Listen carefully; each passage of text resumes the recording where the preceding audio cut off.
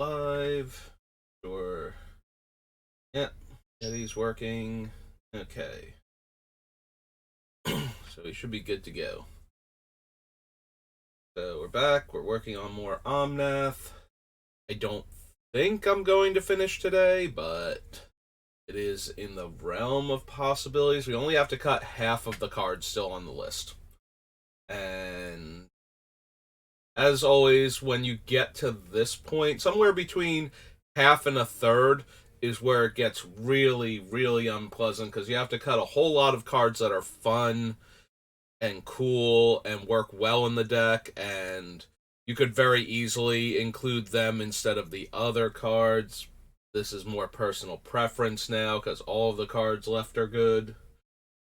But I'm just going to linger on Omnath a little bit longer before we get started proper, so that way makes the thumbnail easier because it'll just pick up like from the first minute of the image.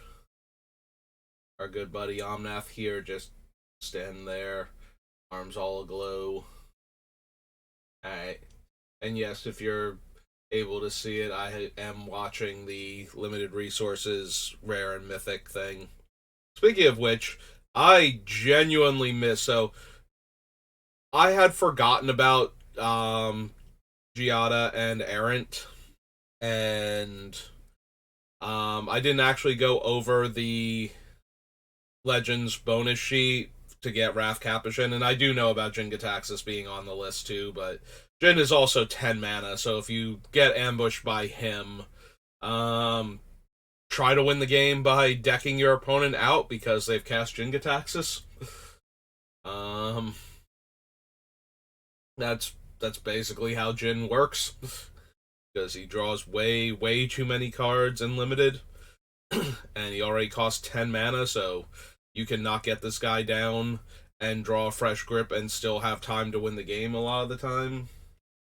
But anyway, I genuinely completely missed that the Invasion of Innistrad has Flash. I never noticed that. Throughout all of spoiler season since it's been up, I never saw the word Flash on that card. Like, my mind just skipped completely over it and went to the part where it gives -13, -13. At no point in time did I even kind of register it had Flash. So, that's actually both super powerful and kind of important because it's a creature kill spell that puts a battle into play and then lets you untap all of your mana and attack with it. So, if you're playing against that and you're just like, I'm worried about battles, I'm going to leave back a blocker so that way my opponent can't just spike a battle and attack it and immediately flip it, you're going to get wrecked by that one if you're only holding back one creature. And probably wrecked by it anyway, because it comes down, it kills almost anything. I don't think there's a creature in the set that naturally has anywhere near that. Like, it kills flipped Atali. I think the only things that can get around it are like the dinosaur that gets counters when you convoke it. Like, that thing can be big enough, but naturally speaking, I don't think any of the things are in that range. So it basically kills any creature, and then attacking into it flips it and gives the controller 2 zombie tokens and the ability to make more, and their mana is untapped. So, yeah, that thing is a savage beating. And, like I said, really hard to play around, because your best creature is going to die, or your best blocker is going to die, and they're going to flip this thing. Like, yeah. It's an insanely powerful removal spell that is also a spell that makes multiple zombie tokens. It makes it makes a zombie token and essentially a Ravenous Chupacabra token for like 6 mana, and the cost of your opponent's combat step on a turn. So that's I love comes into play, kills a creature, leaves behind a body, except this one leaves behind 2 bodies. And the ability to make more bodies, possibly from the creature you just killed. Alright. So that one, I like the Aaron and Giada. I knew they were in the set, and I accidentally skipped over them. And the bonus sheet, I didn't properly go over anyway. But this one, I just completely derped on like super hard. I never even noticed that card had flash until the set review, which is why I watch set reviews. And why I spend a lot of time going over the cards myself to try and familiarize me with it, because me getting to know them helps, and why I read the release notes, which is essentially an FAQ for this set for rules. Like, all of that is super helpful when prepping for pre-releases, so that way you actually, win games of Magic.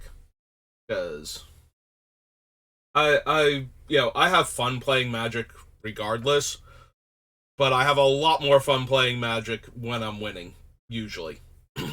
There are times where, how you win starts to get boring, and discovering a new way to lose is kind of interesting, but for the most part, 99.9% of the time, the most fun in Magic is winning. So I do want to win so that I can have fun. But also, I just like playing with the new cards. Like, pre-releases are great. They are my favorite way to experience Magic, is to just sit down and play with the new cards. Because everything has potential at that point. It's one of those things, it's like, before you get to do it, the anticipation and the potential is great, and then whether or not it lives up to that will be determined, like, at least a week or two into the set, maybe longer, before you get to a point where it's like, okay, yep, I was wrong about these things, this isn't actually fun, I'm kind of disappointed this doesn't work, or this set is amazing, I discovered things I didn't even know I was going to enjoy when I first started playing with it. But that first couple weeks of playing with a new set is always the best. Like, just getting used to the set, getting new cards, getting to try different things. Always a good time. Anyway, so here's our list. Oh, oh, Little piece of lunch. Apparently caught up in the back corner of my mouth, and all the talking got it loose. Okay, I think I got it. Take a sip of water. Alright, 121 cards, so 61 cuts. So roughly half the deck, non-land cards, have to go. And we have a ton of stuff to choose from.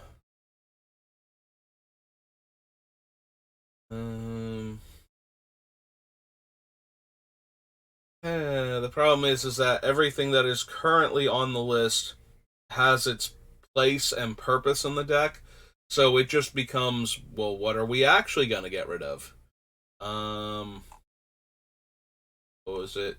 Blatant Thievery and Insurrection have a chance to go. They're both super powerful, and they both have triple color in their casting cost, so they have a reasonable chance of making it into the deck, but not necessarily actually are going to. They certainly could, though. I would not be opposed to that. The Ocean of Life's Web can potentially go. We do have, I think it's 2 cards that give all of our creatures haste, and then 2 cards that can give a creature haste right now. So Meogen of Life's Web can potentially just remove her counter and hand dump.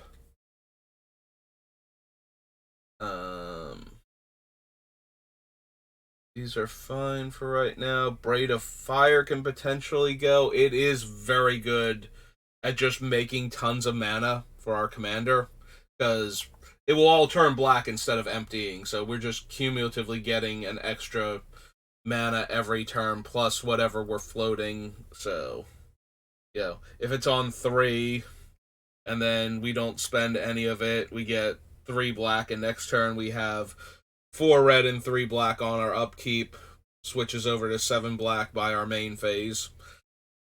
That's just way too much potential mana. Board of Notions right now, the elementals that we have are all super powerful. So, Board of Notions itself kind of needs to get dealt with to prevent those things from coming back, because we're looking at like red green Omnath, 4-color Omnath, Muldrotha, and Yarok, I think, are the main ones. I think there's like 1 or 2 others that are not as impressive. But all of those have to be dealt with, or they will risk taking over the game. And Horde of Notions just gives us a rebuy at each one of them if the opponents can't exile them from our graveyard, which means the Horde of Notions itself kind of has to die too. And it's a commander game, that's going to happen, but the more pressure you put on the opponents to have ways to deal with it, the more likely you are to actually start generating card advantage from them.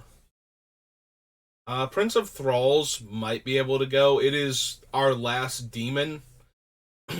We have a couple of angels that are super powerful. Traxa, Avacyn, and Gisela. Off the top of my head, there might be like 1 or 2 other ones. And we do have both Kalias in the deck because we have a bunch of legendary dragons to grab. So, both of those, we have both of those types covered, but we wound up cutting all of the other demons. So Prince of Thralls is the last one we can hit with either of the other 2 Kalias. Which gives us a 3rd card we can get off of the like M21, M19 one, wherever she's from. So that's not a huge deal, but it is the last one. And it is a powerful effect. Like, if our opponents aren't running, Homeward Path or the one Trostani or, Brooding Saurion, we just kill all their stuff and they have to pay a ton of life to not have it get all Tegrid about it.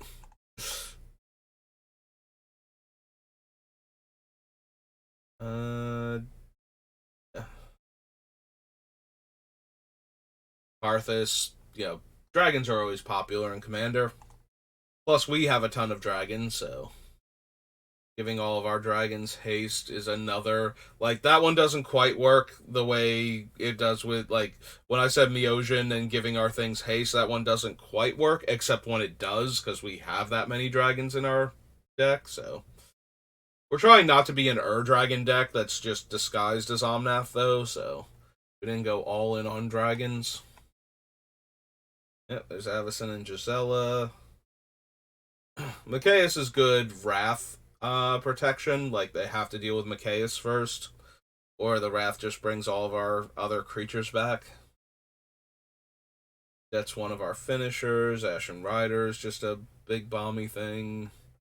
I love the idea of having Villainous Wealth in the deck. There's second Omnath.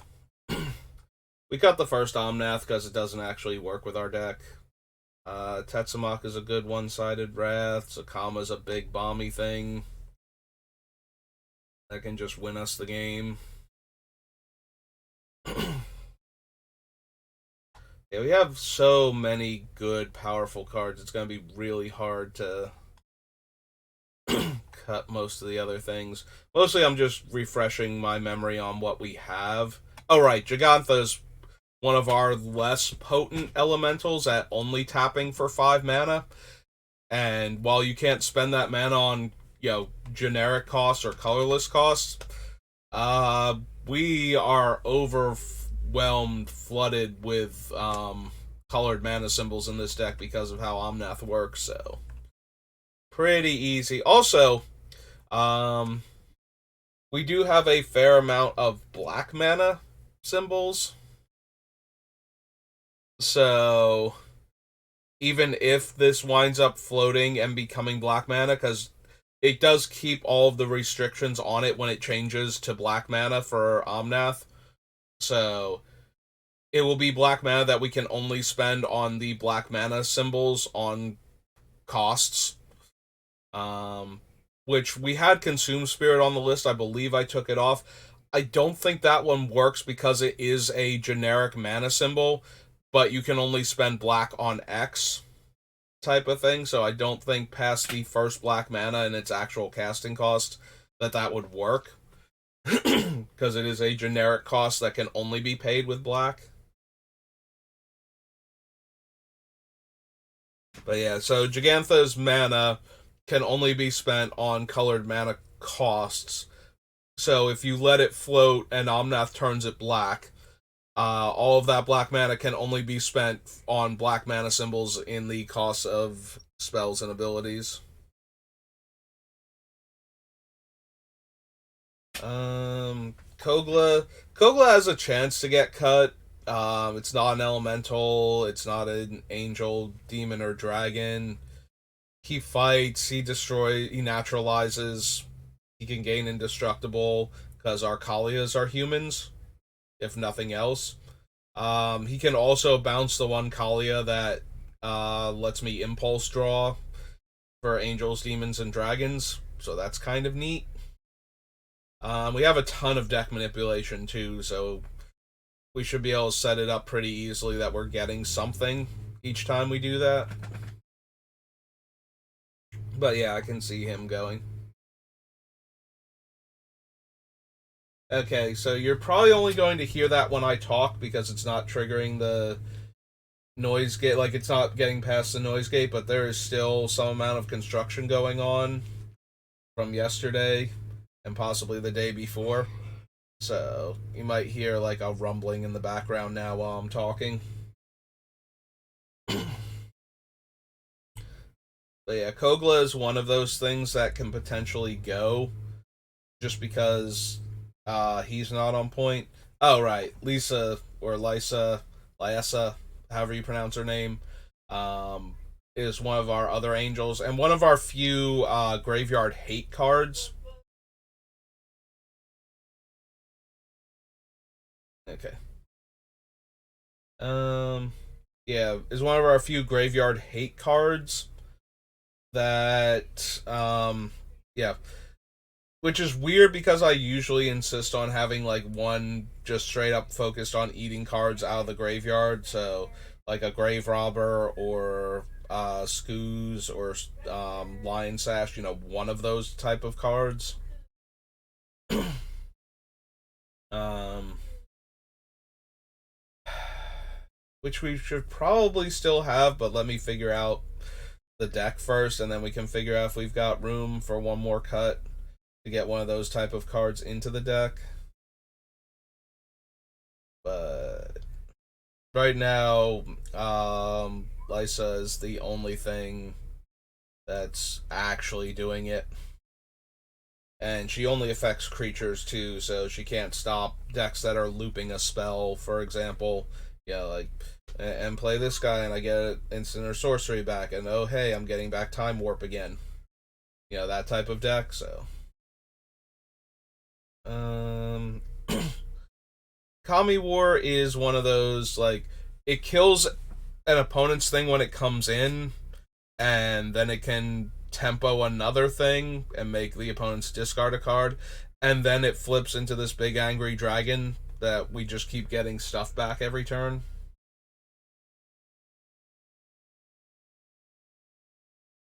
Um, Rocco's just a tutor, like they're a 3/1 that gets me another card. So basically a Court of Calling, but I trade off the ability to convoke it for the 3 mana giving me a 3/1.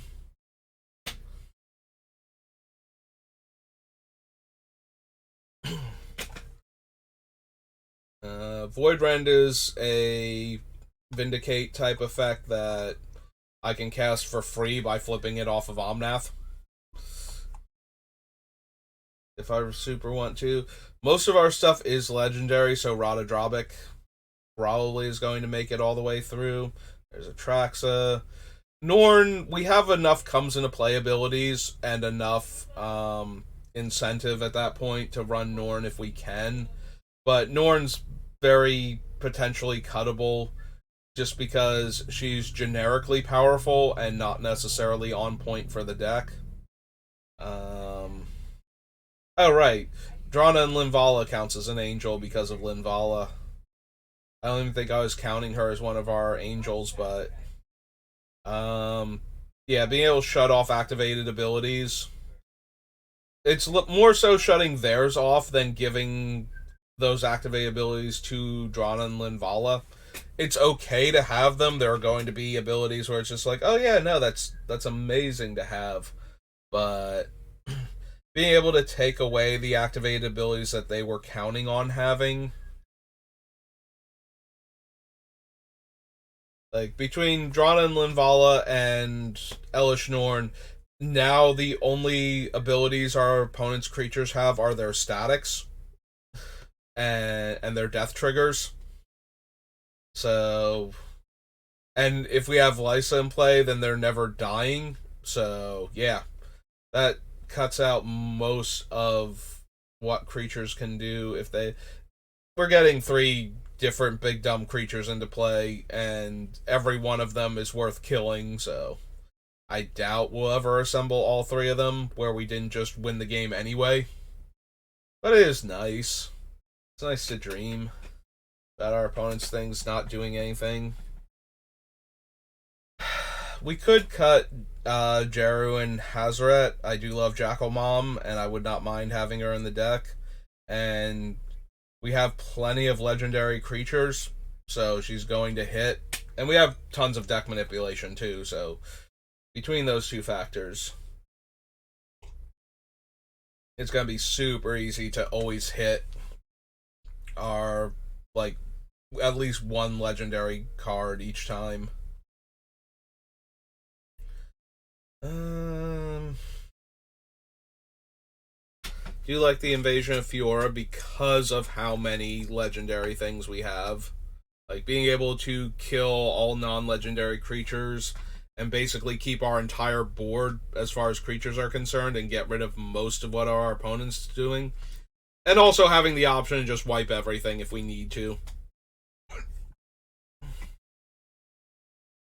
Zergo and Ojutai are kind of on the weaker end, but we have more dragons than anything else. And a bunch of those dragons have strong comes into play abilities. So being able to bounce them along with Zergo, like if we bounce Tiamat and just get to tutor a bunch of dragons again, or if we bounce actually if we bounce anyone with Miram out, then we get another copy of them. Garrick draws us a ton of cards, but I can see him getting cut. Goreclaw makes our stuff cheaper. Cavalier's a removal spell, and a way to get back our dead artifacts or enchantments. There's the Kalia. So what was this? M20 that Kalia is from. Rien gets us back our things when they die, since almost all of our stuff is multicolored. There's Yarok to go with Elish Norn for doubling up on our comes into play triggers.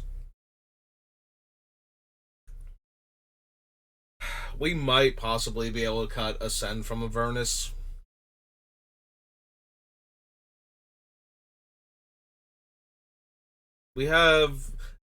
I have a handful of cards in the deck that can buy back stuff to varying degrees. Like, we already cut Long Rest in favor of Ascend and the other things that we have that buy back stuff.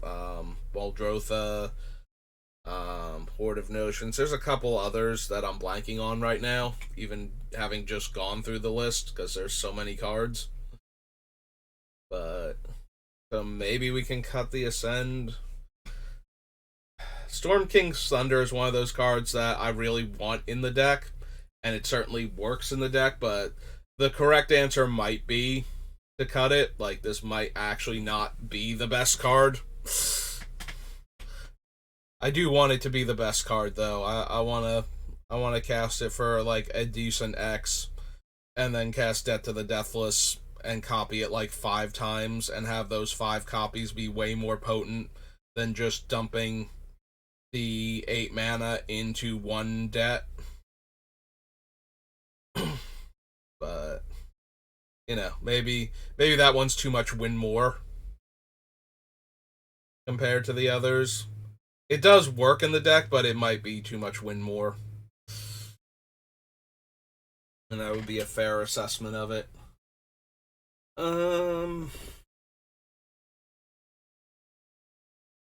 Have original Kalia, Ramos, who's just dumb. Dockside Extortionist is fine. Then we have our breakdowns. I did cut Consume Spirit, right? Like, I just didn't cut it off of this portion. Yeah, okay. That's what I thought. So go ahead and cross that off the list. Do I still have Nicol Bolas Planeswalker on the main list? Maybe, looks like it. Yeah. We might be able to cut him too. Like, we have so many different things that can just reach out and kill a thing that we might not need him. Just so powerful when you go like turn 4 Omnath, turn 5 Nicol Bolas. It just puts, I feel like that puts a ton of pressure on the other players. And I think that's Omnath's biggest strong suit, is that he can just go from like turn 4 Omnath, you pay 2 life, into turn 5 8 drop. And that's not unreasonable for him. 7 is way more likely. Turn 5 7 drop is way more likely because of a lot of the lands in this deck do come into play tapped. So that is an issue. Like, almost to the point where we could justify something like, what's its name? The Amulet of Vigor.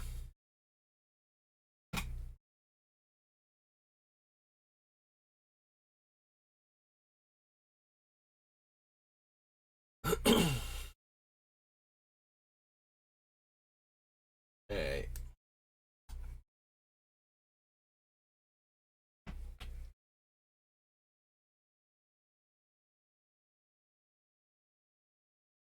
Where are we gonna cut?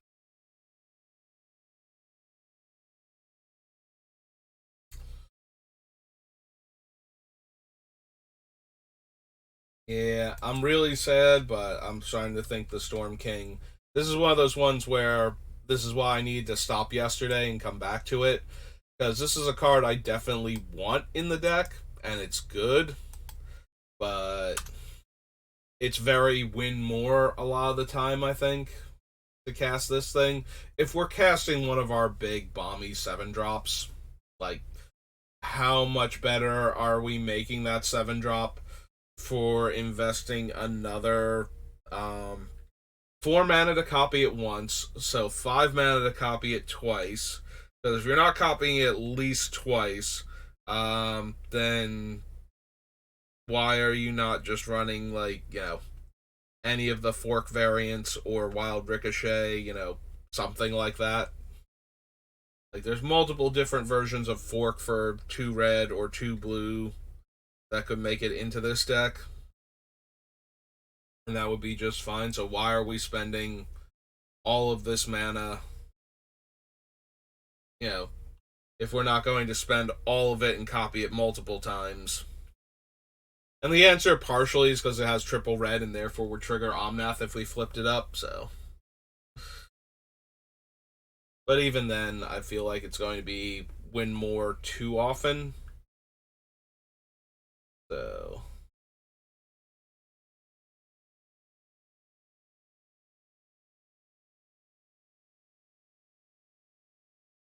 We also probably don't need Timeless Lotus, Geoscope, and Chromatic Orrery. Chromatic Orrery is the best once it's in play because it gives us 5 mana to work with and has 5 tap, draw 5 cards a lot of the time, so like it's really hard for it not to do that with our commander and Horde of Notions and Scion of the Ur-Dragon, and like we have multiple all 5 colors of mana casting cost spells, and then we have a 4-color Omnath, and yeah, like how do we not draw, you know, we're always going to draw like 3+ cards unless we have no board from Chromatic Orrery, so I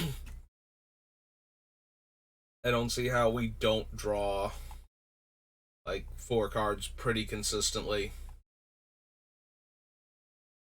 Most of our permanents give us 3 cards just by existing, and then we have a bunch of the 4-color ones also.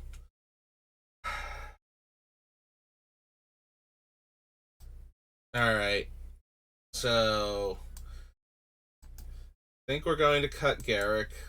He's good, but if he lived through his minus to draw cards, I don't think I could cut him. Because he does not naturally live through that, though, like we don't just get to slam him and immediately draw a bunch of cards and we still technically have Garrick in play. I think we can pass on him.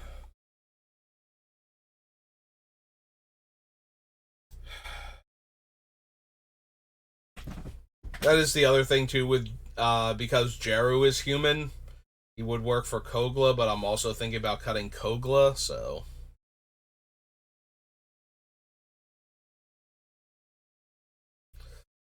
yeah, we probably cut Jeru and Hazaret, and we probably cut Kogla. Leave Norn in for now.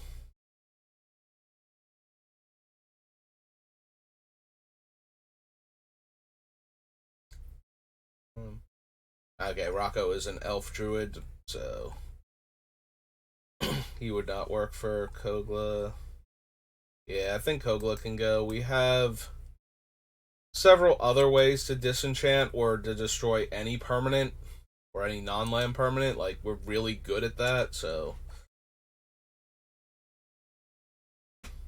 like Kogla's okay, but a lot of basically everything left on this list is pretty okay, especially in our deck, so it becomes a question of, well, then which ones are we going to actually run?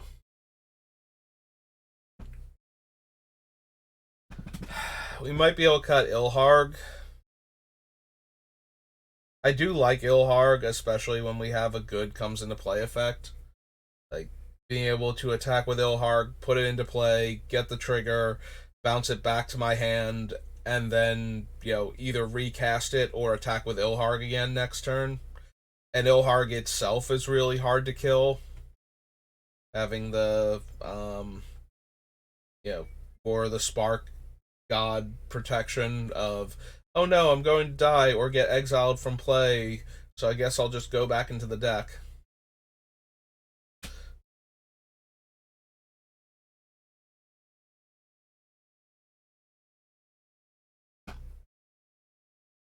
The Citadel, Casualties of War, Bedevil. Want all of those to stay in. There's a comma in Tetsamok I really like. Locus of Rage. We have like every fetch land. Not every fetch land. Every one, you know, the 10. We have the 10 expensive ones because we don't have enough basic lands for the other ones, or enough room to put the other ones in to go fetch basic lands either, so. Dune Blast, Temur Ascendancy, Villainous Wealth.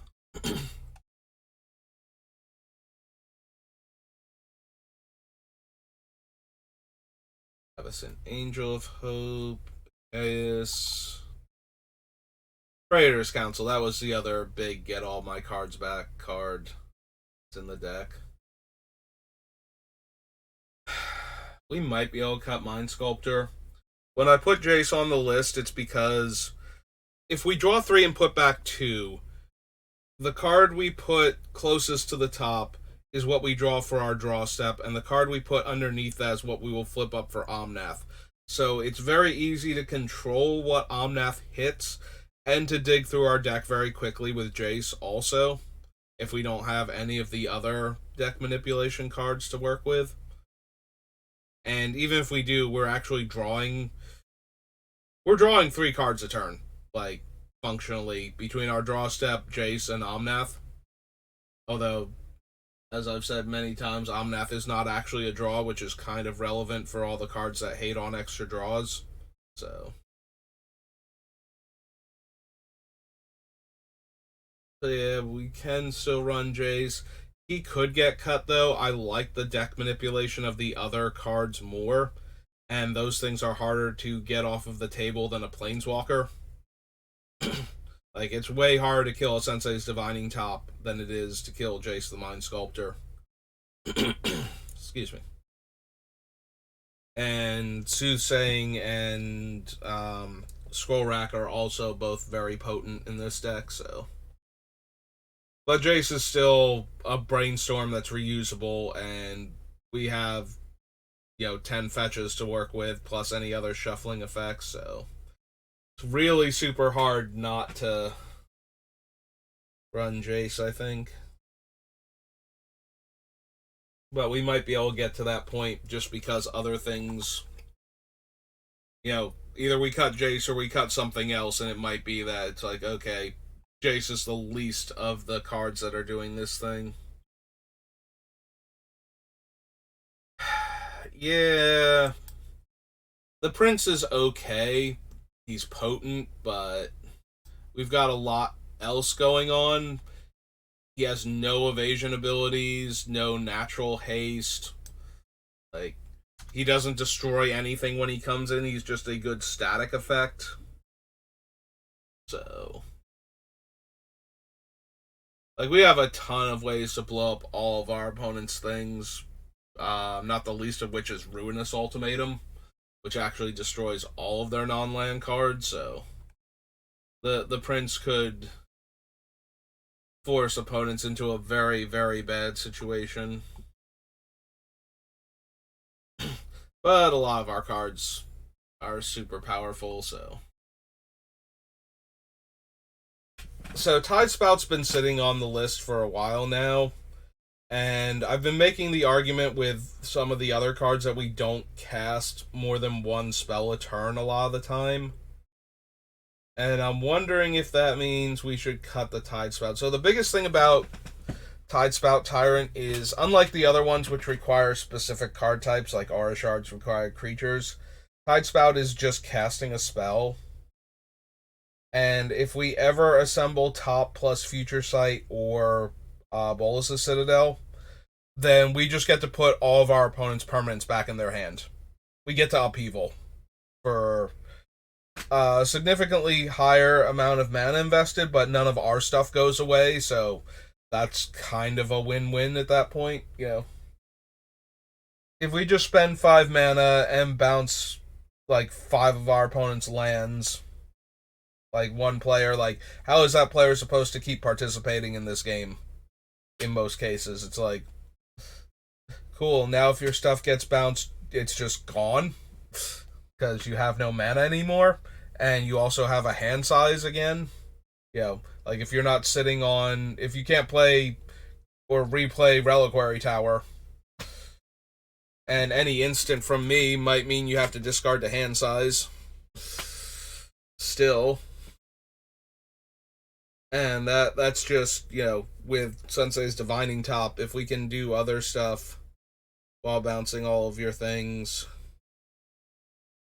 Like, it's really dumb, but it is, like, that 3-card combo that makes it super dumb. Otherwise, Tidespout is kind of, I'm gonna cast a spell a turn and bounce the most relevant thing I can, so.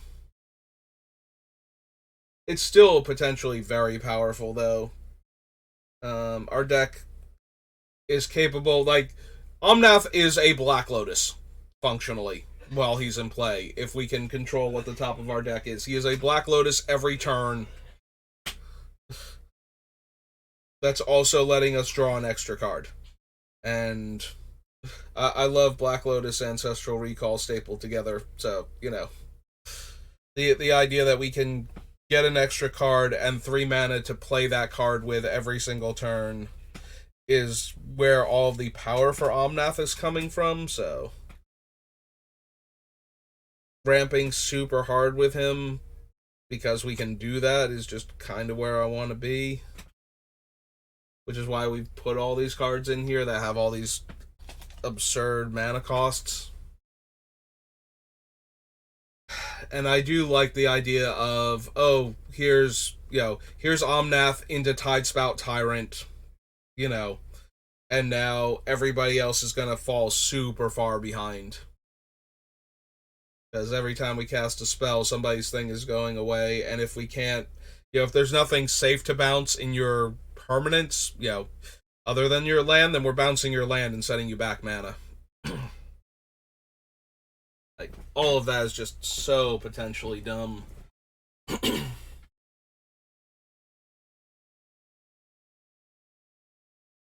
Debtor's Knell is another way we just get stuff back.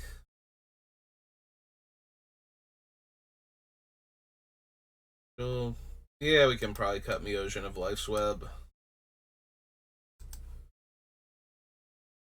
It's one of those ones that I keep considering each time, so eventually it's gotta go. Insurrection usually wins you the game in, like, creature-heavy commander games just by casting it, so... And, again, I don't think I play this deck against, like, the super competitive combo decks. Like, this is not the deck I break out when somebody's like, oh, I'm just gonna, 2 and 3 card combo kill the table consistently. Like, I have other commander decks for that, so... Games where there's, like, board stalls and a lot of build-up before big attacks. Insurrection just tends to win those games, so it might be Blatant Thievery out of the two, because we don't have room for everything, and for every card that stays right now, a card has to go. So... Which is sad, because Blatant Thievery is also really strong, but... we have other stuff going on, so yeah, I think we can cut the Thievery.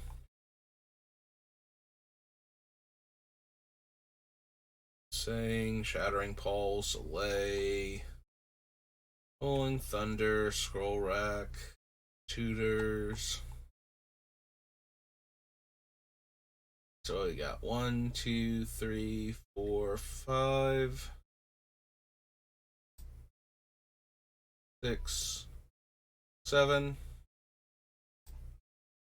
So 114. Alright, that is not bad.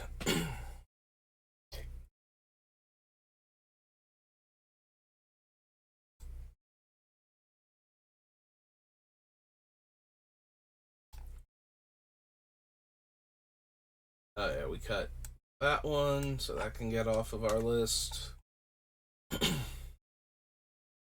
And Kogla's gone. Ratha's a comma. All these are still on. Alright. Have we cut enough gold stuff yet where Niv Mizzet Reborn is not at his best? So Niv can only get things if they are exactly 2 colors. So what do we have left that fits that? There's 2. 3. 4, 5.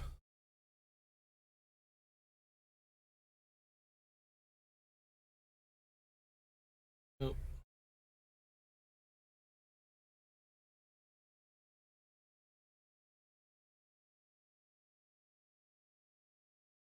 6, 7, 8,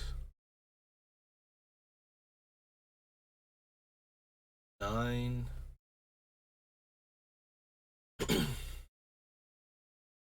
10, 11, 12,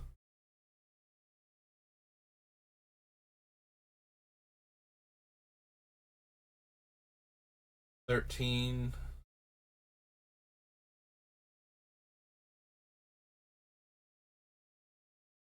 14,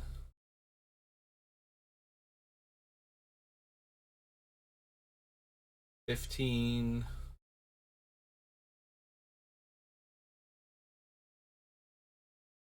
16,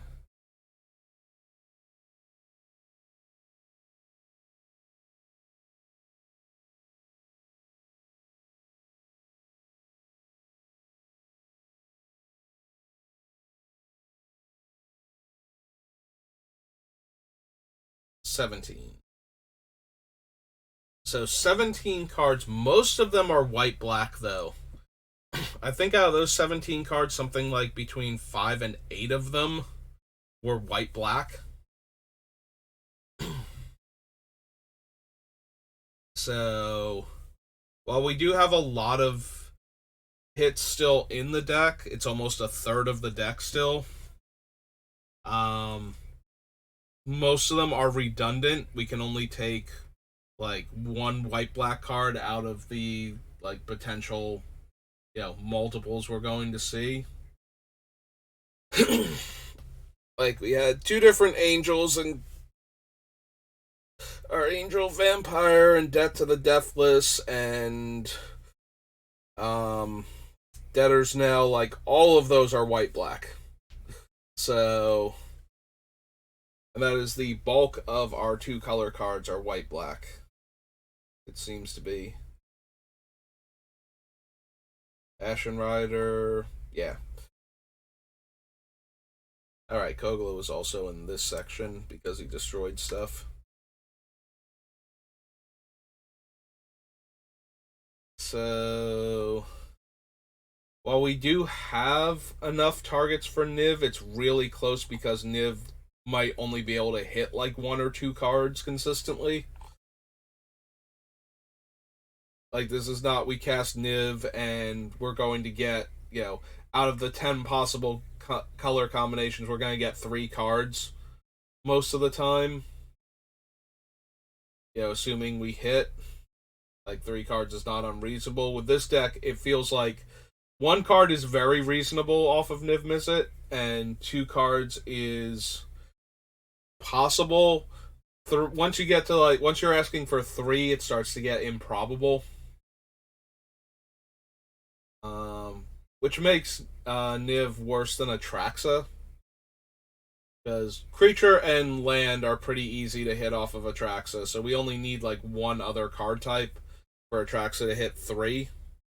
So I think 3 is very reasonable for Atraxa, and 4 is doable. And once we start getting into like 5 plus is where we're like, okay, now we're asking for a lot, but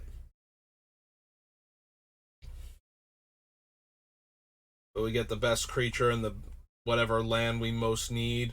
And a lot of our lands, because we're using all of the triomes, so we have 10 lands that cycle if we didn't need more mana that we can hit off of Atraxa, so. The one thing, though, is that with Miram and Ratadrabik, we do get more looks with Niv because it's not from hand, right?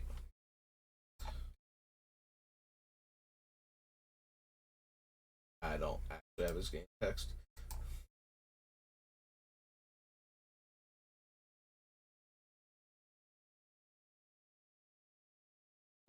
Enters the battlefield, reveal the top 10. So yeah,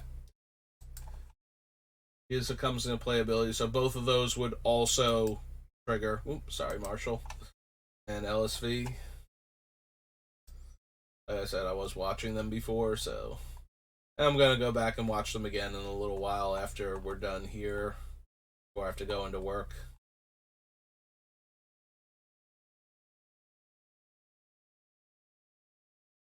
Yeah, I suppose Niv still stays for now. Oh, there's the prince. We can chop him off of this section of the list. Anybody else down here?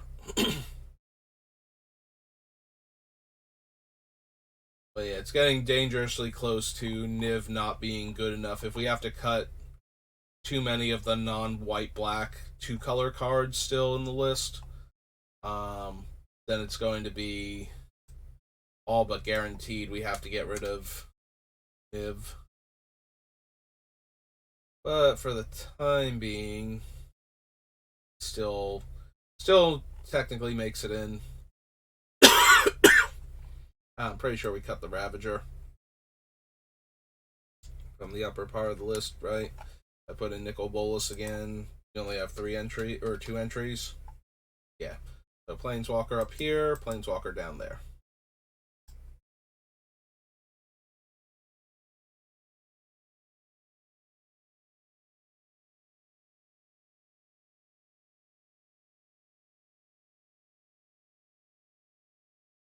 I think we got rid of everybody. Bottom part that we got rid of on the top part.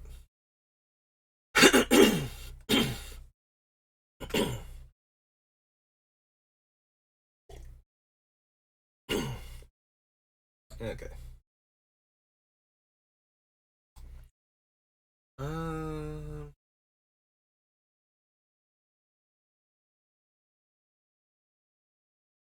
Yeah, we need 56 more cuts.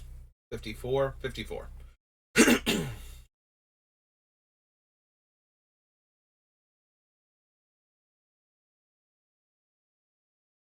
What is cuttable next? Maybe it's Gilded Lotus or one of the others. Oh, sorry.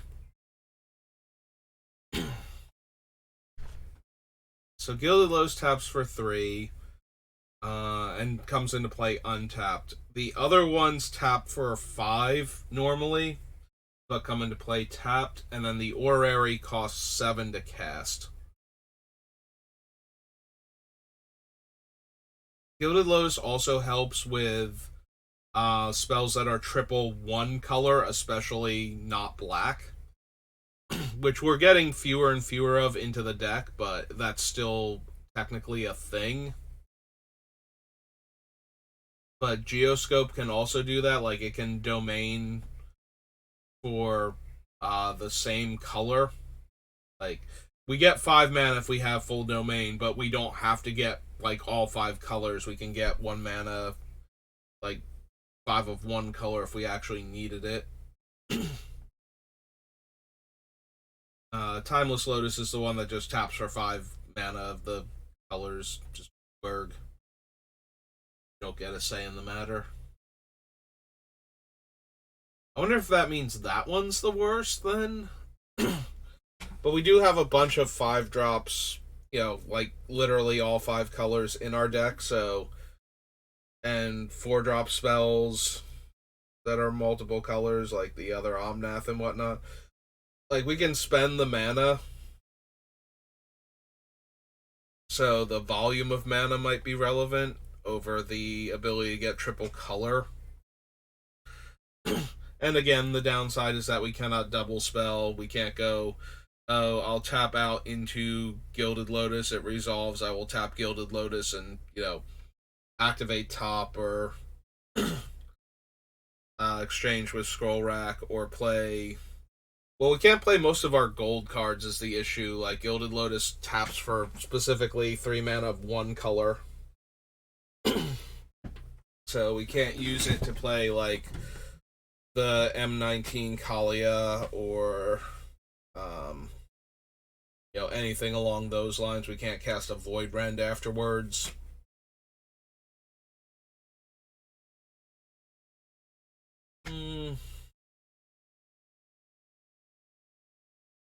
Alright, we definitely don't need all of them, so either Gilded or Timeless. And it's really close, the difference between tapped and untapped, and 5 mana, but it has to be all 5 colors versus 3 mana, but it can be has to be all the same. It does have to be all the same color with Gilded Lows. Gilded Lows is 3 mana of one color. Timeless is 5 mana, one of each of the colors. So 2 more mana versus being able to get the triple color for the cards we have that care about that, which do still exist in our deck. We still have Insurrection and Blue Sun Zenith and Ascend from Avernus. Like, we have cards in the other colors that cost triple their color. So there are going to be times where it's going to be really hard. That's why we're running all the Triomes instead of the Shocklands from Ravnica, because that makes it very difficult for us to not have access to 2+ mana of each color the further we get into the game. So yeah, maybe it's just Gilded Lotus then.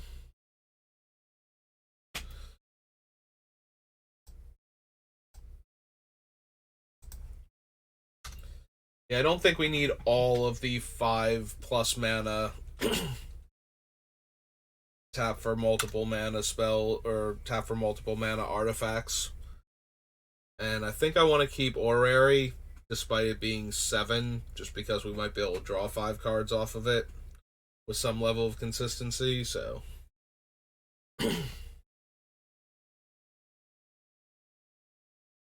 Angel of Despair, Debtor's Knell, Tide Spout.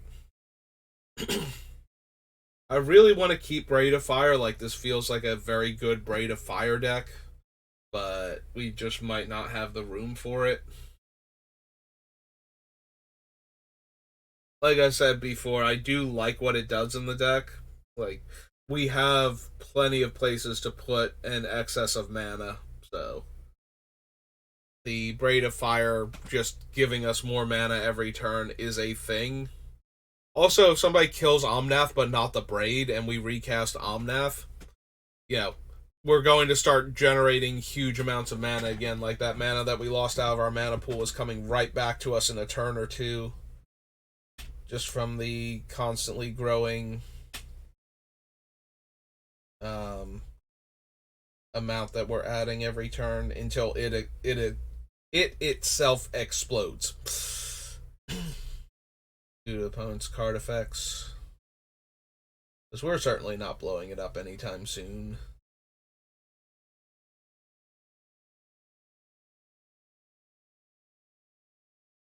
Alright, we managed to get one extra card off this list.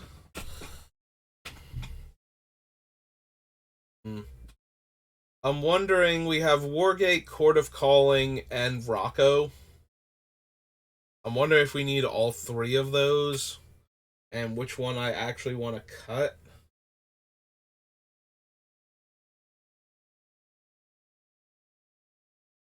Rocco and Wargate are easier on the mana. Wargate can also get any permanent type. But Court of Calling is an instant and adds Convoke. Although, convoking it, we're probably not going to convoke more than like 2 creatures consistently, maybe 3.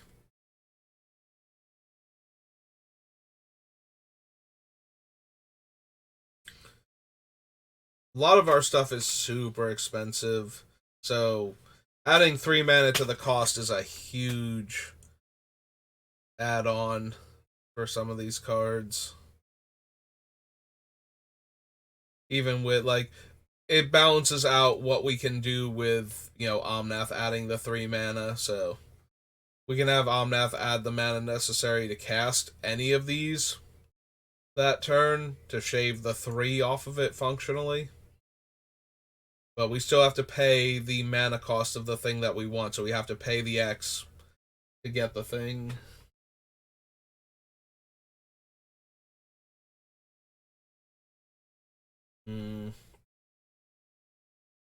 I think Wargate stays because of the versatility. So it comes down to Rocco versus Horde, I think as long as we are going to run Yarok and like either or, but especially with both Yarok and Mother of Machines, we should be we should focus on Rocco over Court of Calling then, since Rocco is a comes into play ability. Rocco's not a cast trigger, right? Enters the battlefield if you cast it. Yep. So we would double up on the comes into play ability then. Oops, sorry again.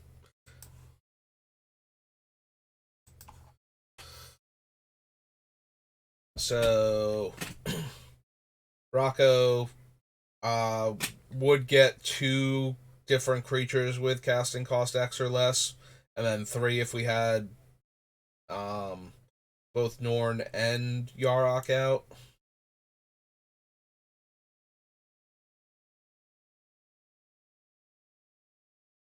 What are our comes into play ability triggers? Like, do we actually... We have a bunch of them, but what ones do we actually have? So that way...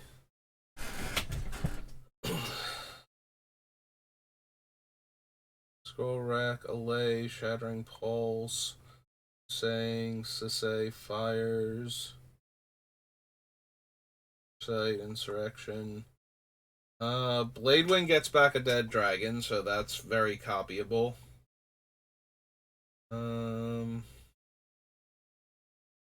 Illusion enters with the counter, so that doesn't work. Angel of Despair blows up multiple permanents. Woodfall Primus blows up multiple permanents.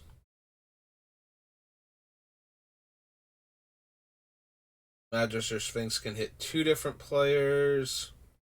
Arthas is redundant.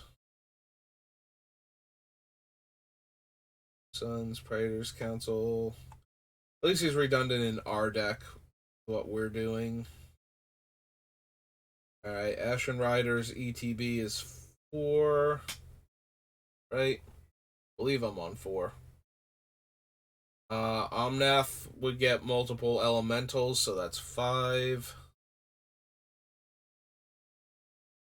Tatsumok is redundant. Is a cast trigger.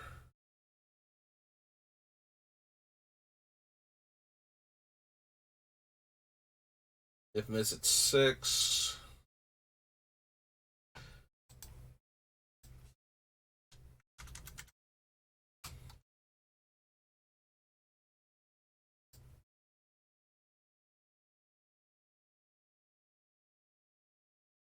Yeah, Grey Henge is 7. That is a comes into play ability.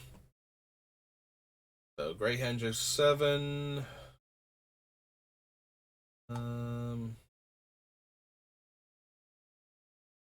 Omnath is 8. He does draw a card when he comes in.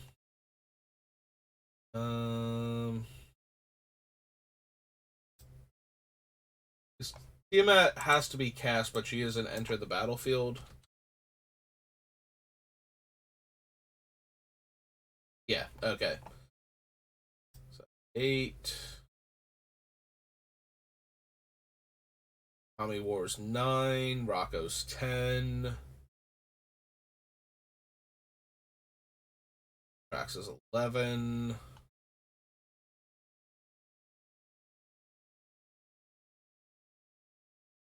Evasion's redundant. Hordling is 12.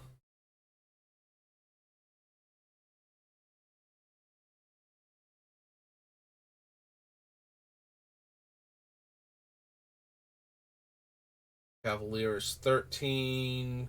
Kalia is 14.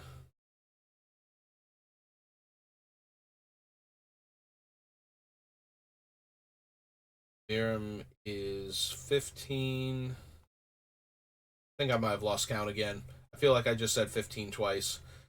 Dockside 16. So we have somewhere between 16 and 18 comes into play triggers, depending on how badly I just counted that.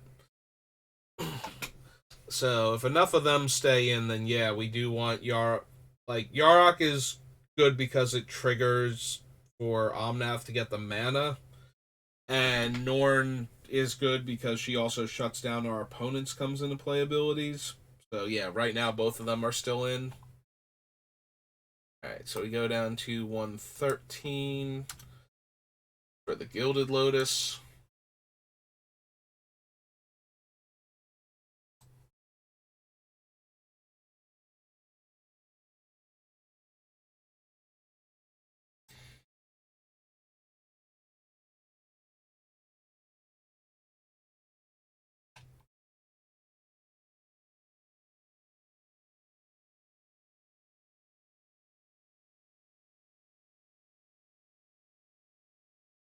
I don't know. Maybe we can cut Command Sphere.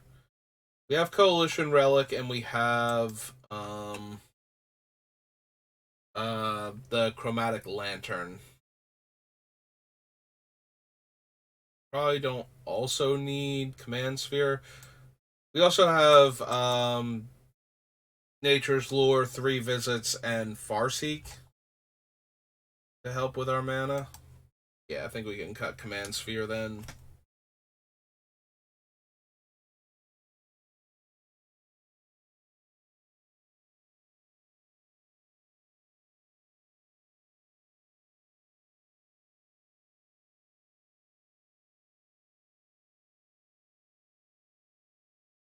That's true too. I have Chromatic Lantern and the World Tree for when I was, hemming and hawing about, Gilded Lotus versus Timeless Lotus.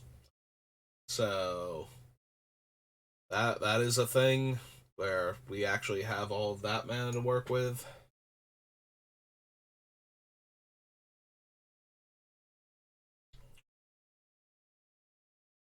Coming back to old Gnawbones again. I think the biggest strike against her is that we're not accelerating into her because she doesn't have triple green in her casting cost.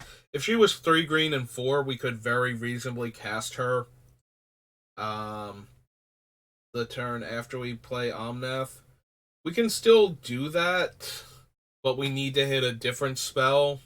So Omnath is, giving us the mana from that spell in order to cast her and then attack with Omnath to try and get 4 treasures.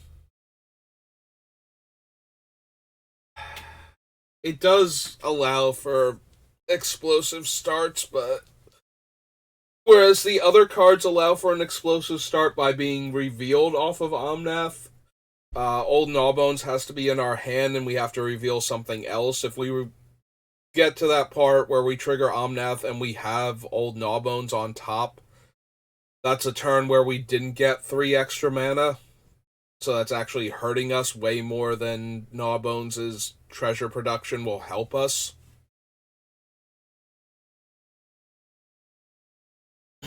So maybe we get rid of Gnawbones then.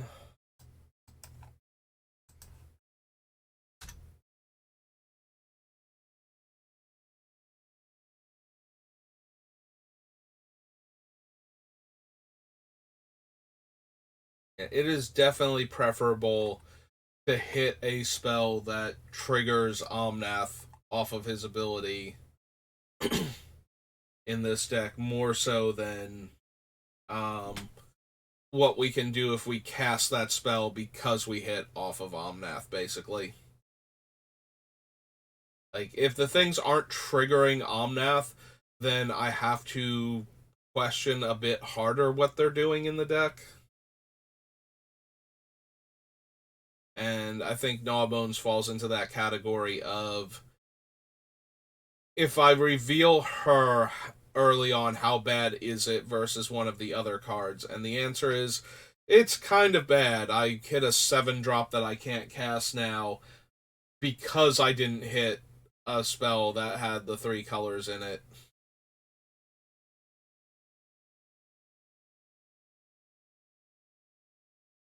I'm debating Firemind's Vessel because it's 2 in the middle of the road. Like, either we want the thing to come out turn 2 or 3, so that way we hit Omnath on 4 and start triggering on turn 5, or we want it to add a lot of mana later on. So Firemind's Vessel can probably go at that point because it's not low enough for getting out ahead of Omnath, and it's not powerful enough once we get past him. Like, there might be an argument for cutting the Timeless Lotus too, because we don't need like big heavy mana production after we get to Omnath mana. So it would be better to run cards that more consistently cast Omnath on time than it would be to run um, cards that will help us once Omnath is already in play to build up a mana reservoir, basically. I think that's what it comes down to too. Like, Omnath is letting us build a reservoir anyway, so do I actually need? Because I originally put them in here because they make a ton of mana. Um, Prismatic Geoscope is giving us 5. Timeless Lotus is giving us 5. But maybe we don't need that. Like, we just need the early ramp to get to Omnath, so that way he can do his Black Lotus impression every single turn. And then these are also cards that are colorless, so hitting them in the mid to late game, if we don't have the right deck manipulation set up, is going to be really hurtful. Like, we definitely don't want to have a turn where we cast Omnath and flip up a non 3 mana symbol card. I think that's like the worst case for this deck is we do that. So cutting some of the cards that stop that, cutting some of the cards that are always going to be that and aren't as helpful in the deck. So yeah, I think maybe the Geoscope and the Timeless Lotus can also both go. We'll leave in the Orrery because of how many cards we get to draw off of it for right now. But if the other card draw looks like it's fine, maybe we cut that too. It's Geoscope and other Lotus. Yep.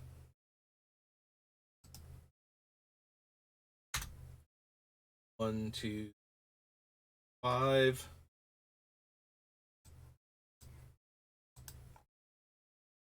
So 1, 8.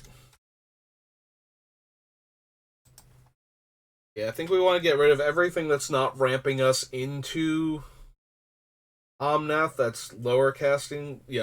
Like it's too high of a casting cost to ramp us into Omnath with any consistency, and then doesn't do enough if we get it afterwards.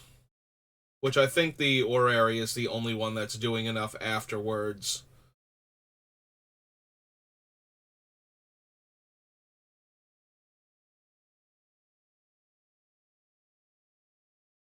That might also be an argument against Gigantha, since she's one of the worst elementals in the deck.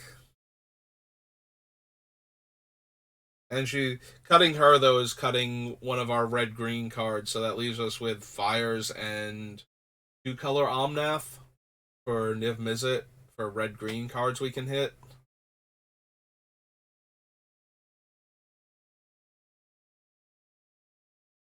But that might be correct because Gigantha is basically in here for the same reason that all of those cards were, is that once we cast her, she taps for 5 mana.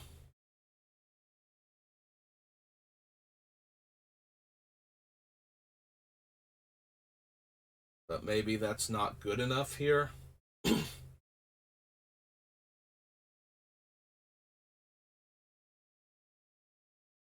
Yeah, I think even when we don't want to cast the spell that we're revealing off of Omnath, as long as that enables us to cast one of the spells in our hand that we do want to cast, that's still infinitely better than flipping up something that we can't cast off of Omnath, or that doesn't give us mana to cast something else off of Omnath.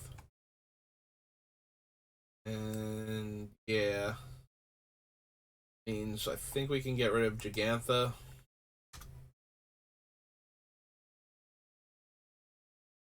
if there were some way we could possibly run Gigantha as a companion where we wouldn't accidentally draw her, but all of the ultimatums immediately negate that, and the ultimatums are among our most powerful and worthwhile spells, so.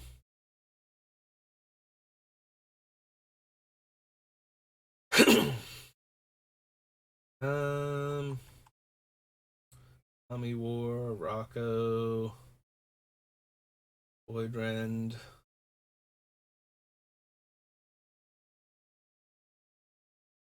So yeah, with that in mind, now that I'm thinking about it like that, let's go down to 107. Clear that. So what are the worst things to see? Like, what cards aren't helping early enough and aren't um enabling Omnath to give us this extra mana? Like, if they're not going to enable Omnath, I feel like they have to have very strong utility in order to stay in the deck. Which makes me question Rolling Thunder now, because that is more one of the big bomby things that I want to cast. And I think it might be able to, like, we might be in a position where that can go. So say Tutors, and most of our stuff is legendary. Um, Lightning Greaves. We might be able to cut Swiftfoot Boots with the other haste enablers. I kind of like Lightning Greaves to give Omnath Hexproof, well, Shroud, for free when we cast him. But that's not essential. We can almost definitely cut Swiftfoot Boots, though, so I think we will cut that one when I get down to it.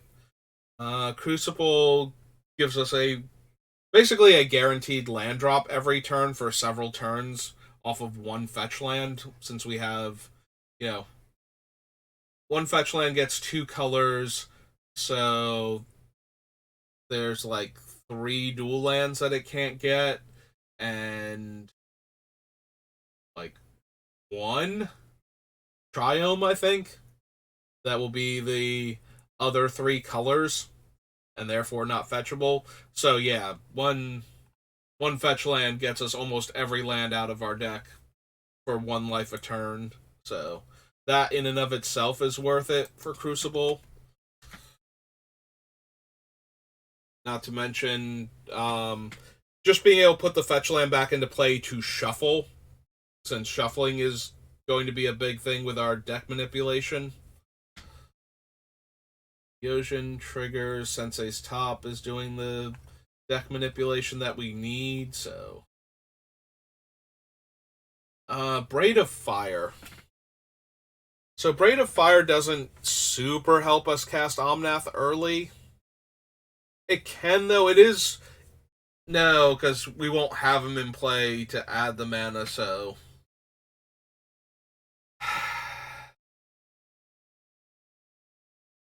This did seem like a good Braid of Fire deck, and I was making an argument before for keeping it, but it doesn't help us get Omnath into play faster, and it doesn't work with Omnath once he's in play.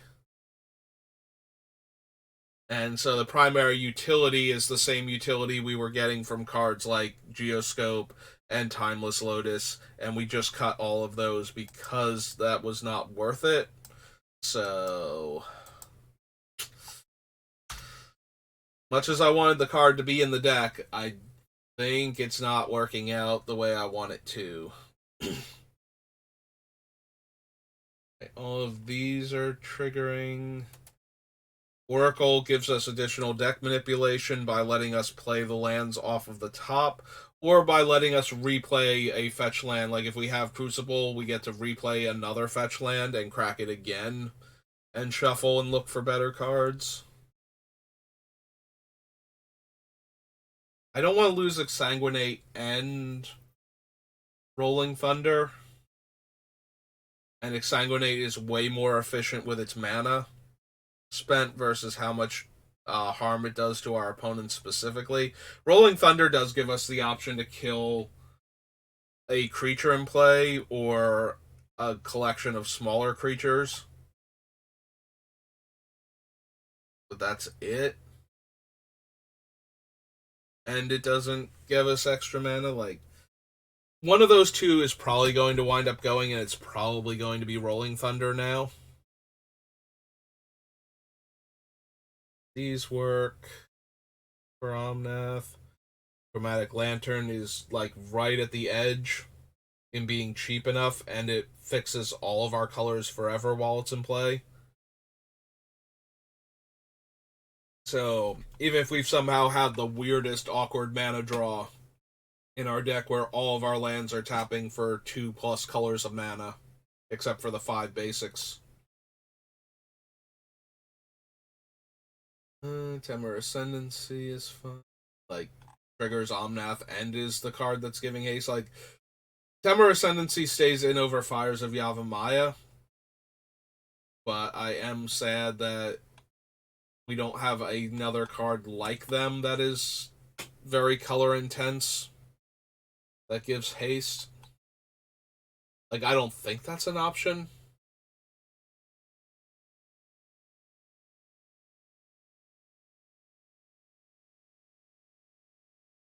Tetsamok has utility.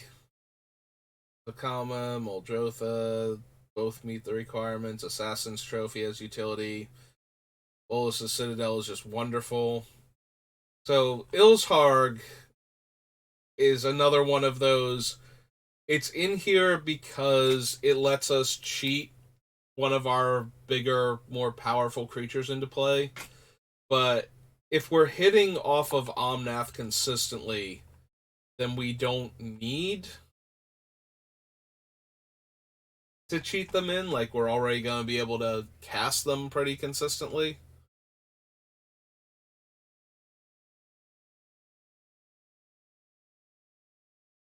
Yeah, okay, it might actually be Ilharg then.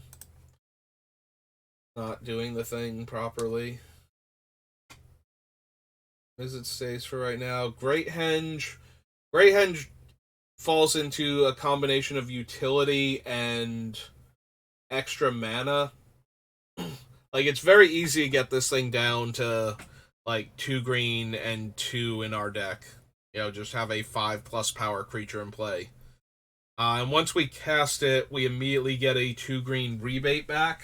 So it costs us 2.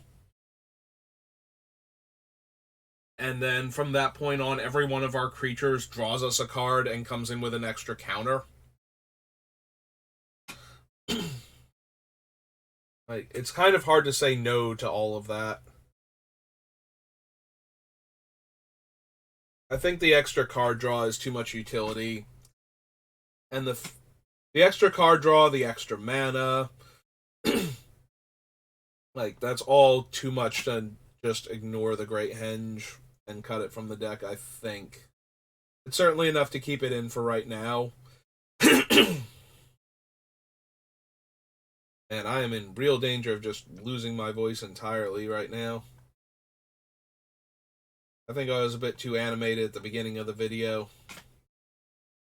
And my throat was already sore from the past few days from talking so much. Yeah, this might have to be a shorter video just to save my voice. Alright, let's keep looking, though, for other things that fit this category that I've decided to start cutting cards because of before I go. Almost all of our things are legendary, so I think Rada Drabik can stay.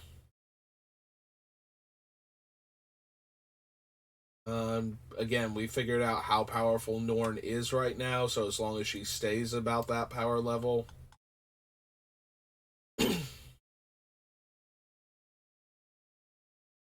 Will these count for our commander? Yeah, I think we get rid of Swiftfoot Boots. Having to spend the extra mana when all of our stuff comes into play tap just seems bad. Right now, Goreclaw is a 2 mana discount on almost all of our creatures. So I think there's like, I'm going to guess somewhere between 6 and 8 creatures in the entire deck, like on the list right now, that don't get anything from her.